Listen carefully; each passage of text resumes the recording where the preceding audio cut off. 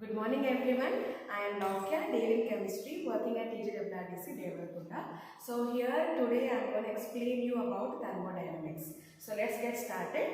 And this thermodynamics has a very dynamic role in 6th semester of BSc. So there are two parts, which is thermodynamics 1 and thermodynamics 2. One will be covering about heat and enthalpy and heat changes taking place, and in thermodynamics 2 we'll be seeing about entropies and second law and spontaneity conditions or criteria. So I'm going to mix and match everything and explain you some important concepts and how they are important for us also, like not only in everyday application but in exam point of view also. Let us see how thermodynamics is useful. Okay, so here is a brief outline of what I'm going to cover. So introduction is what is thermodynamics, why it is useful and how it is useful, where can we see, that we want to discuss. And next we shall see some important terms and definitions required to explain some thermodynamic processes.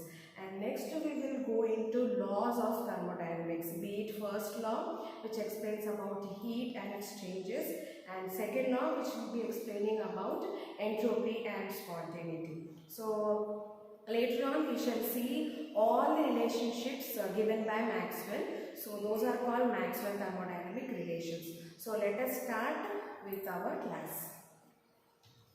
So as you see, what, why and where. So as the name suggests, thermodynamics means thermos and dynamics. Thermos means heat, dynamics means work, power or force. So basically what we are going to study in thermodynamics is, it is a branch of physical chemistry which deals on heat and its changes to different forms. So here when you see heat moving, so in simple sense we can say that thermodynamics is a study of heat in motion. So it is derived from a Greek word, as I told you, thermo and dynamics. So this is a macroscopic study. Why it is a macroscopic study is, it depends on not only on a single atom or single molecule or 1 mole of concentration or 1 ml, but it depends on a large quantity, that is n number of molecules we will be studying. So if you consider a cup of tea, so it is not on 1 cup or 1 ml or thing, but we consider the whole cup of tea as a system and we explain its thermodynamic aspects. So in this thermodynamics we will be considering it as a macroscopic study, but when it comes to statistical thermodynamics we will be considering microscopic level, that is simple microscopic states like 1 mole or n moles or whatever. So here you see microscopic is the one we consider only one molecule, its mass and its density, but in the macroscopic level we change pressures and temperatures and volume and we explain the whole system properties. Okay, so why do we require it? What is we understood and why do we require thermodynamics? So there are some reactions or processes where thermodynamics is very much required. Like you can say whether the reaction is spontaneous or not. You can also explain in organic chemistry there are some reactions which are thermodynamically favorable and some are kinetically favorable. So if you do not know its basic, then how can you explain the stability? So to explain stability, not only that, there are some phenomena like liquefaction where the gas is cooled and it converts into liquid. So there also Joule-Thomson effect comes into play, and where this temperatures, critical temperatures, pressures and volumes are considered. So to explain different processes or to explain some laws and some phenomena, thermodynamics is required. So where do we see? Let us see where do we see. So in our daily life application, there are many applications for thermodynamics. See, I am already sweating, isn't it? Nowadays, can we stay without fan or refrigerator? No, right? We definitely require fan. That too in this summer, hot summer, we require fan and refrigerator for sure.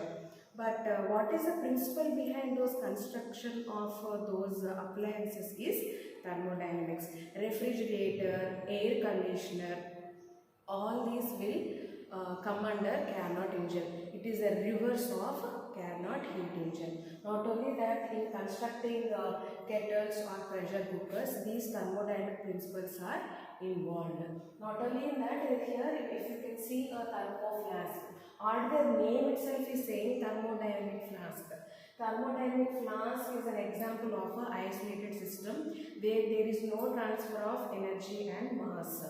And also geyser and automobiles. Our life is nowadays has become comfortable zone. That means everybody is choosing to take a automobile, car or bike, but nobody is using their own feet, right? So what I want to emphasize is, in our everyday life also, we are applying thermodynamics. Okay. So not only in day-to-day life, we see thermodynamics in chemistry also. That is why it is chemical thermodynamics, where we can explain whether the reaction is spontaneous or not, whether the reaction takes place or not, whether the reaction is. So here thermoflask can be seen. So it acts as an isolated system where there is no mass exchange and heat exchange. And also for designing the automobiles and geysers and pressure cookers and kettles, thermodynamics can be seen. Not only in day-to-day life, we can see thermodynamics in some reactions where the spontaneity is explained. In organic chemistry, we can explain whether the reaction is thermodynamically stable or kinetically stable. We can know how much reaction got progressed. So everything can be explained using thermodynamics. Not only that, we can explain the nature of the process, whether the process is exothermic or endothermic, we can explain. Next, when it comes to some reactions where heat is released, like acid-base reactions where heat is evolved, and some reactions where acid and slide bases. When you take vinegar plus antacid, you see efflorescence taking place and some heat is being evolved. So to give answers to all these questions, we have to learn some basics of thermodynamics. Okay, so here is where we see thermodynamics. So, and not only in day-to-day life or in chemical systems or chemical reactions or processes, we see this topic very important for chemistry PG entrance examinations. So, I have chosen very simple questions which were given in HCU MSc 2020 year lo మనం చూసాము. And next CU set 2019 we have seen Maxwell relationships, and very recently in Jan 21 we have seen Maxwell relationships as the questions coming from thermodynamics. So to give answers to all this, let us get into the actual topic. Okay, so here are the pioneers of thermodynamics, and they have contributed a lot in the field of thermodynamics. This is Carnot, Sally Carnot, who has given a breakthrough in thermodynamics, which explains and which gives a bridge for first law and second law. And Lord Kelvin, who is also called William Thomson. So he is the one who coined this term thermodynamics in Greek, and William Rankine, who explained the efficiency, and we have Rudolf Clausius, who explained about entropy, Clausius-Capron equation, and who gave relationships for entropy changes. So here are the pioneers. So next, coming to the terms and definitions which are required to explain the thermodynamic properties. So before getting into the actual thermodynamics, we need to understand what is a system, what are surroundings, and what is a universe. So let us consider a fish bowl. So if you want to study about the fish in this fish bowl, so the system will become the fish, and these are the boundaries, and the other than the system is called surroundings. And what about universe? It is system plus surroundings combined entity. And Not only fishbowl, if you take a cup of tea, if you are interested to calculate the energy changes in this cup of tea, so that cup of tea will become a system, and other than the cup will become surroundings, and both combined will become universe. And here you can see very important diagram where we will be seeing in first law and second law. This is a cylindrical vessel consisting of gas, and this will become a system, and these are the surroundings, and this will be a piston to adjust the pressure, and and this will become the boundary. So most of the chemical terms or some important energy changes like expansion in a process, or how much work is done. So for all these things we will be considering gas cylinder or cylindrical vessel consisting of gas, which acts as a system. Other than a system are called surroundings, and combining both will become universe. Okay, so again the system is being divided into three types. What are those? Open system, closed system, and isolated system. So as you can see the figure, a clear picture of it. So if I take, if you want to cook very yummy sweet corn soup, so if I just put it on a stove, and after some time the soup gets boiled up, so I didn't put a lid. Now what happens? There is temperature change, and that means the temperature got raised to certain level, and there is energy transfer as well as mass transfer. And now what happens? After some time the soup got nicely boiled, so I put a lid on it. Now what happens? There is energy transfer, and some mass will be accumulated in the top of the lid. So what is happening in the closed system?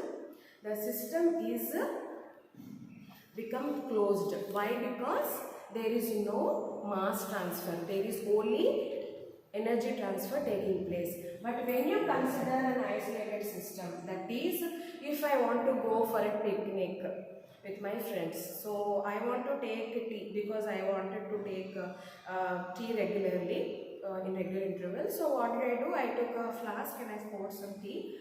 Even after a couple of hours, the tea is fresh and hot. Why? Why? Because there is no transfer of energy as well as mass to the surroundings. So isolated system is a system where there is no energy and mass transfer. So here are the three thermodynamic systems which are explained in detail. So to summarize the interactions, if it is isolated system, there is no mass flow or temperature or work being done, and there is no heat exchange. But when it comes to open, everything is open. There is heat exchange and mass exchange.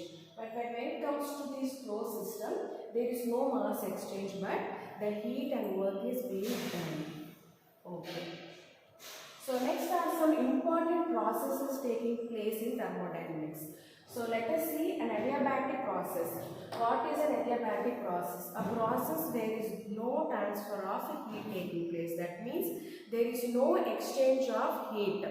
Lopaldi bayatiki podu, bayatiki lopaliki raadu. So next is isochoric process. What is iso? Iso means same. Choric means space or volume in Greek.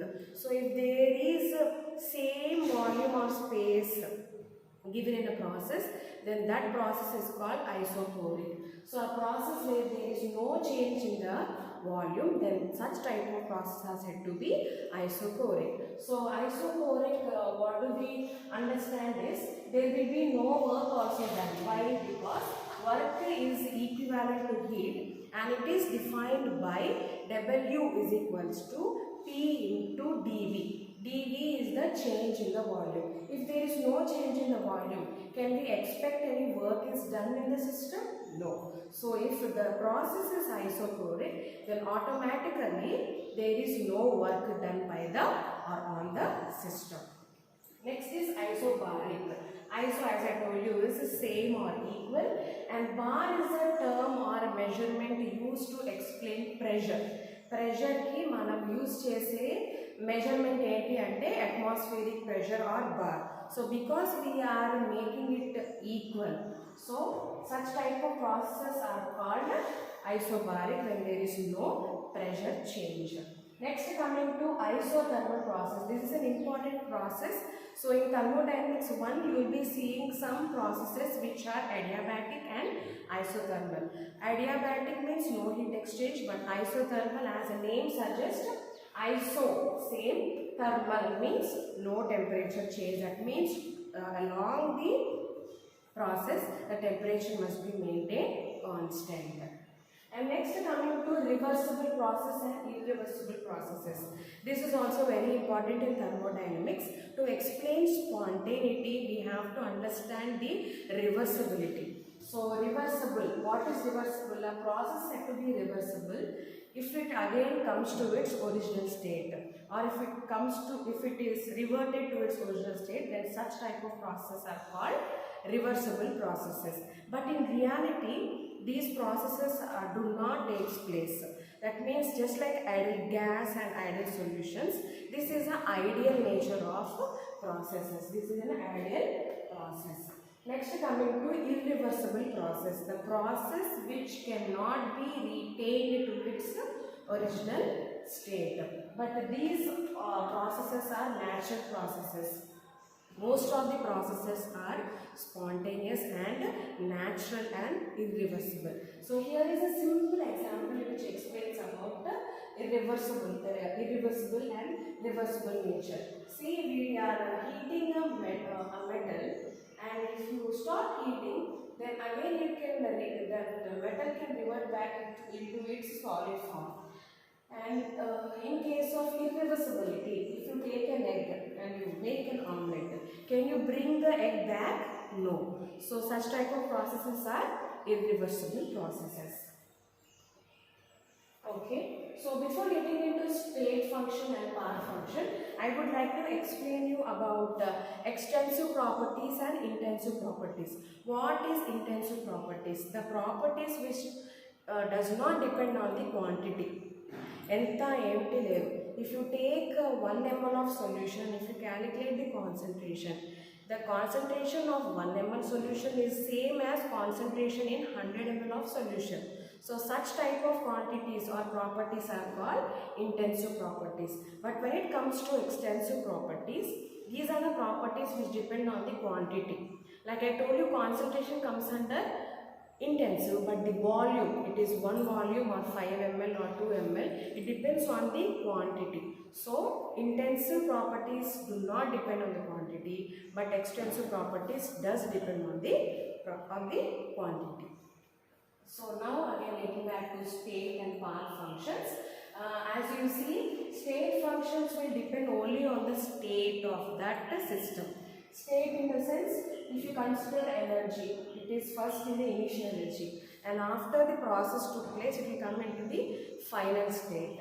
See, here is a very good illustration of state function and path function. Here always I am considering PV curves because in thermodynamics we will be considering 3 variables, which is P, V and T, where P is pressure, V is volume and T is temperature. By tuning these 3, we will be explaining different processes or quantities in thermodynamics. Okay, so this is a PV curve where volume and pressure are being seen.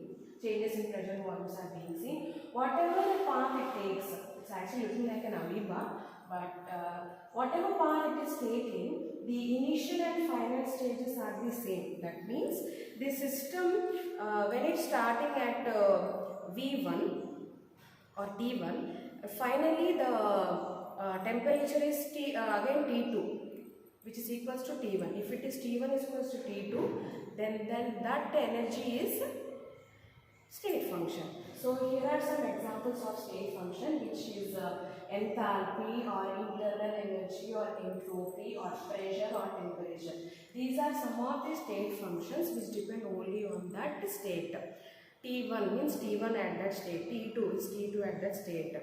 Okay, and next is path function. It depends on the path, what path it is taken. If I want to show my nose, I am going to show it like this. But if I show it from my feet, then the path got changed. So the functions which depend on the path which I choose are called path functions. Some examples of path function are work and heat. So here the curve itself is very simple and straight, but the initial and final states are different. So such types of functions are called path functions. And as I told you, we will be able to see the nature of the reaction. So here are the two natures where heat is involved. One is exothermic reaction and one is endothermic. What is exothermic? Let us take an example of a solution of saturated NaOH. NaOH is a strong base, and when you mix it in water, what happens? The temperature is very high. So if you just touch it, you can feel a hotness, you feel warm, you feel it warm. So why that is happening is because heat is being released or evolved. But when you take KCl or ammonium chloride, when you just mix it, then what happens? See, first at the beginning it is 25, but after it got dissolved, it was 24.8. That is, there is a temperature decrease. That means what is happening? Heat is being absorbed by the system. So such type of systems are called, or such type of reactions or processes are called endothermic. And you can see a girl enjoying a fun experiment, and this could be vinegar and antacid, where there is efflorescence taking place by CO2 and some heat is being evolved. So these are the examples for exothermic reactions. Okay, so now getting into very important law, which is the beginning of thermodynamics, which is called first law of thermodynamics, and it can be related to conservation of energy. So as we all know, law of conservation of energy states that energy can neither be created nor be destroyed, but it can be converted to one form to another form. Let us see some examples and illustrations which explains this in detail. So here you see electrical energy. As I told you, I need a fan right now. So this electrical energy is getting converted to mechanical energy. When you turn it on, then this fan is gonna rotate. So electrical energy to mechanical energy. So one form to another form. You cannot create or destroy, but can be converted. And next you see same electrical energy to heat energy. If you want, I want to take bath now, so I need an immersion pot. So what happens here? What is going to happen? After some time, the water gets heated. So electrical energy is getting converted to heat energy. In the same way, very important phenomenon, photosynthesis also. It works under conservation of energy, where the plant takes the solar energy to produce energy in form of chemical energy or ATP. So here is also the conservation of energy is taking place. If I take that plant and heat, what is happening? The chemical energy is being converted to mechanical energy to do some work. Okay, so this is a mathematical expression for first law. What does it tell? The change in the internal energy is equals to change in the heat plus change in the work. What is U? U is the internal energy. This U consists of kinetic energy, potential energy, transition energy, rotation energy of molecules, and so on. Everything that takes place inside a molecule can be written as internal energy of the system. And it is a state function, as I told you. It just depends on the initial and final state, but not on the path. Why not on the path is energy must be conserved. So that is why it doesn't depend on the path, but only on the state of the system. And when it comes to Q, it is heat absorbed or evolved. And W is a thermodynamic work.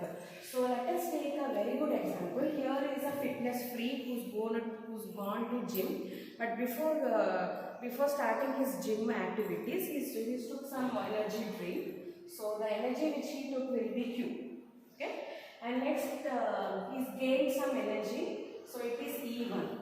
But after exercise, he was vexed and lost some of his energy. So the total work done by the system will be delta U or E in this case, which is E2 minus E1 is equals to Q minus W. Why minus is because work is done by the system, by this person. So it is minus in this case.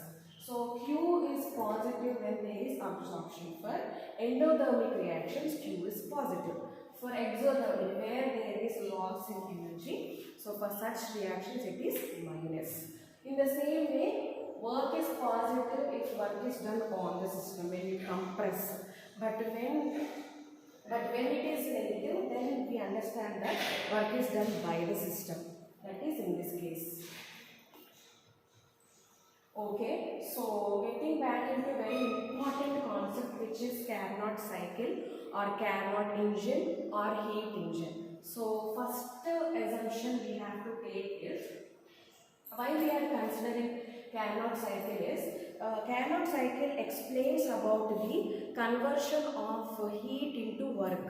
How much heat is being converted to work? Is it 100% or to some higher extent? And maximum work can be achieved or not is what is seen in Carnot cycle. So that is what we are going to see in this. So it is a cyclic process. That means after some time it will definitely come into its original state.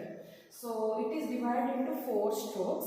First stroke will be, or first step will be isothermal expansion. Isothermal is a process where temperature is being constant. So, and one more assumption we are doing is, there is a source and a sink. It moves from hotter body to colder body. That is one of the assumptions that we make in this Carnot cycle. So, in the first stroke, if you are maintaining temperature constant but you are giving temperature, so there is some expansion taking place. So there is some heat being absorbed or lost. So there we calculate W1. And coming to next stroke, it is an adiabatic expansion. Adiabatic, as I told you, there is no heat exchange. That means there is no inlet or outlet of heat, but we can change our temperature. So based on the temperatures and pressures, there is some work being done. Next, same like first 2 strokes will be expansion and next 2 strokes will be compression. That means expansion where the pressure is low and compression where the pressure is high. So considering all these cases, we are going to get 4 works from each stroke. So everything was related and we got a final net work, and we can calculate the efficiency. Based on the work, we can say whether the complete heat or work done is again transferring into the 100% work is being done or not, we are going to see. So based on this Carnot cycle, we came to a concept which is efficiency. To explain the efficiency of this engine, we gave a formula which is given by Carnot, that is 1 minus Tc by Th. Tc is the cold reservoir's temperature, that is the low temperature factor, which is sink, and Th is the hot source temperature. So do you think this will be equal to 1? Only in one case, that is when these both are equal. If these both are equal, or if this becomes 0, then only we can expect complete conversion of of heat into work. Do that anytime come? No. Definitely from this formula we can understand that there is no 100% or complete or maximum conversion of heat into work. So this is the one of the limitation of first law. First law em cheppindi, we can convert from one form to other form, but it didn't explain that can we convert total heat into work? No. That is what we are going to see in this. So that is why there is a need for second law. Then what are the other limitations of first law? It couldn't say anything about the process. Whether the process is possible or not, we didn't see. We just assumed like, expansion, compression. But will that process actually taking place? We didn't see. And we also didn't see whether the reaction is spontaneous or not. It didn't explain about the spontaneity. And one more thing, as I told you, first assumption is from high temperature to low temperature. I have a doubt, why not lower to higher? Did it explain that? No. So these are the three limitations which first law couldn't explain. So that is why there is a need for second law. So before getting into second law, one important concept we have to understand is spontaneity. So here is a very simple illustration of spontaneous and non-spontaneous reaction. So here is a hill and the rock is falling down. So it is obvious because of gravitational force or whatsoever, without any external force or anything, the rock is freely falling from the upwards. But when it comes to the second case, if you want to move it to its original position, does it happen on its own? No, it is anti-gravity, right? So what did this person do? He is using his energy to put it uphill. So this is a spontaneous, it doesn't require any extra energy, isn't it? But here we need extra energy to send it uphill. So this is one good example to explain spontaneity. So as I told you, spontaneous processes are happening without any outside intervention, and spontaneous processes are irreversible. Did we again get this back here? No. Is this fall? Again, if you want to take it back, there is some external energy required, isn't it? So spontaneous processes are irreversible. So let us see some live examples. Rusting of iron without any external force or something, just the iron oxides gets rusted because of the moist, isn't it? But to remove the rust, again we have to mix it with some other solvent and return it back. Yes? So in the same way, melting of ice also, or melting of ice cream also. Just take the ice cream out, it becomes cream, no ice. But if you want that ice cream to get back to its form, at least to some solid form, you have to again put it in the freezer, isn't it? So to make a reaction return it to its original state, you have to use an external agency, isn't it? But what thing we have to understand is spontaneity can be explained only when the reaction is irreversible. That means spontaneous reactions are irreversible reactions or processes. So to explain all this, can we use first law? No. So we want another important term which is called entropy. Okay, to explain or predict the spontaneity of any process. Okay, so what is entropy? As a definition says, it is a measure of disorderness or randomness. Okay, and how it is related? Why entropy? Is because different modes of motion in a molecule. The molecule, if you consider a gas molecule, the molecules are placed far away from each other. So the gas molecules are having diffuse structure. So there is very disorderliness taking place in the gas. But when it comes to solid, there is proper order. That means there is less entropy in that system. So here it is. Solid, where the order is, where it has a crystal structure and everything has a proper order. But in liquids, some of the orderness will be disturbed. That means it has more entropy when compared to solids. But when it comes to gases, all the gas molecules are diffused. They can arrange in any way, any which way. So there is more entropy in gaseous molecules. And who has given this term is Rudolf Clausius in 1850. Why he chose the symbol S is because in honor of Sadi Carnot. Entropy mathematically can be written as S is equals to Q by T, where Q is heat and T is temperature. So after looking into all spontaneity and entropy, we can say that the driving force for a spontaneous reaction is increase in the entropy. That means if there is increase in the entropy, then that process will be spontaneous. Let us see illustration for the spontaneity. So see, it's a classroom where there is no teacher. Students are sitting randomly, having fun and doing whatever they want. But when you see a strict teacher in the class, what can you see? The students have proper order in their sitting and they are nicely getting their homework. So this is one real-time example where there is more entropy in the first case and less entropy in the second case. Same way here also. If you take gas molecules, they are completely, due to their large intermolecular distances, there is disorderness, so there is more entropy. When it comes to liquids, when compared to gases, it is having less entropy.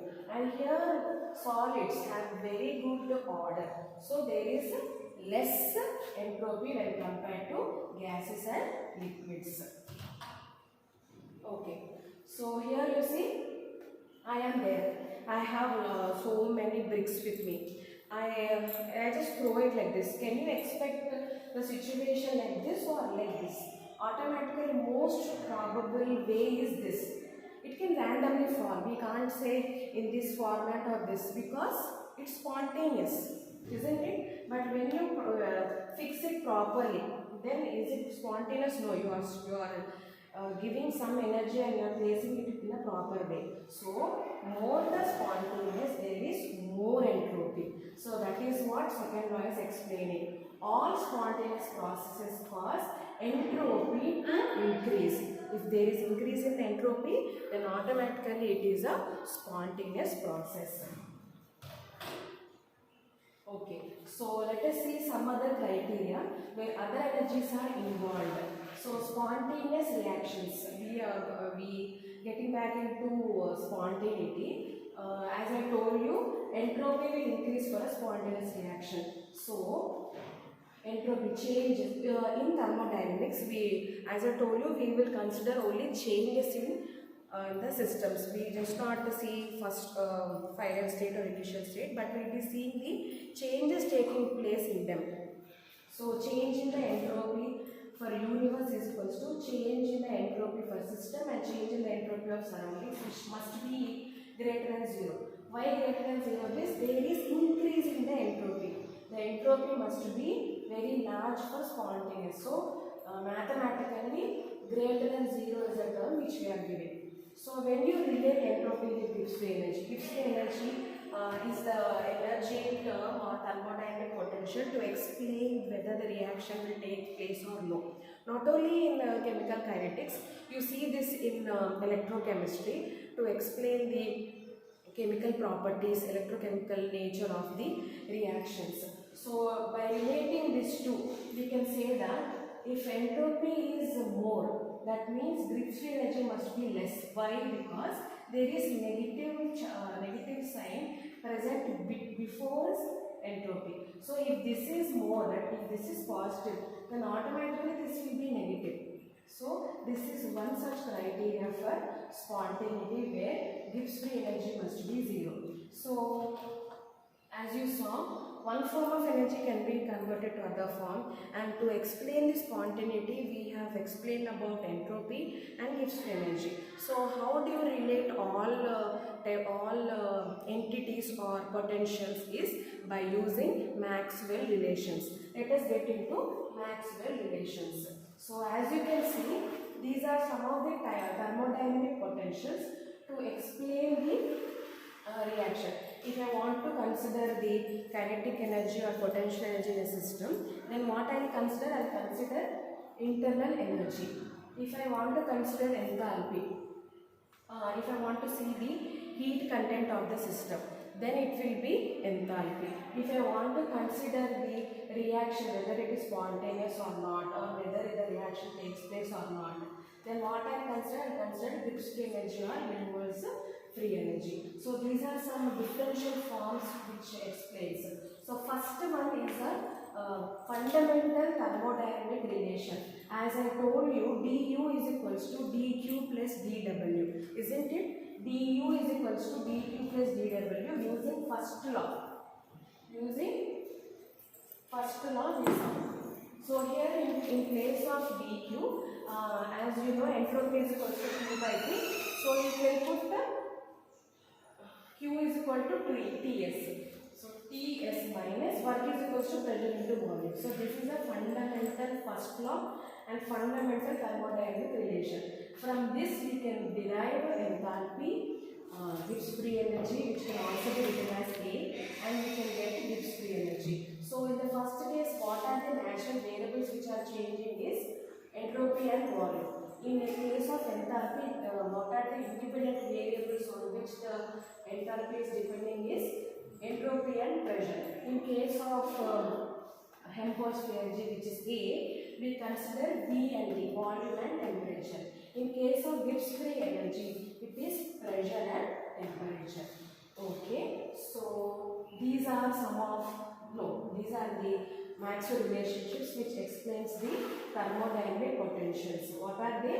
Internal energy, enthalpy, Helmholtz free energy, Gibbs free energy. So internal energy is denoted by U, enthalpy by H, Helmholtz free energy by F or A, Gibbs free energy by G.